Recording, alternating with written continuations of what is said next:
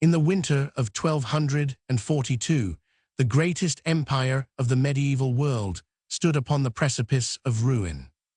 Behind the impenetrable stone walls of the northern bastion, a silent conspiracy was quietly taking root. Chancellor Valerius had served the crown for 4 decades, guarding its most deeply buried secrets. Among those secrets was a cipher, a coded manuscript detailing the true lineage of the imperial throne. But absolute power attracts absolute treachery. The trap had been set months before. Commander Cassian, once the emperor's most trusted sword, had turned his allegiance to the shadows. The empire was built on conquests, yet its downfall would not be forged on the battlefield. It would begin with a single whispered word in a quiet, secluded antechamber. Lady Evangeline held the second half of the cipher, hidden within the bindings of an ancient codex. Together, the 2 fragments formed a complete map, leading to the imperial treasury and its hidden archives. Knowing the danger, Valerius arranged a clandestine meeting beneath the old cathedral crypts.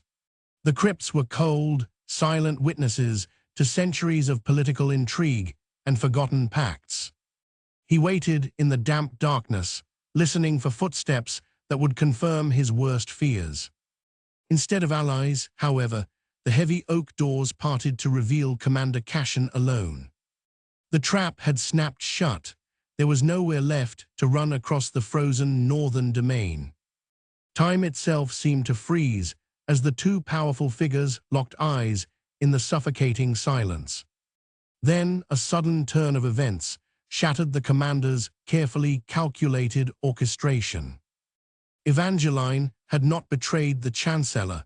She had walked directly into the lion's den to turn the tables. For the first time in his ruthless career, the commander realized he had been outmaneuvered. The laws of the realm were absolute, and the cipher held proof of treason that could not be pardoned. Valerius spoke with a voice that echoed softly against the ancient subterranean vaults. The key to the imperial archive was no longer in the hands of the military. Recognizing his defeat, the commander retreated into the gloom without uttering a single word.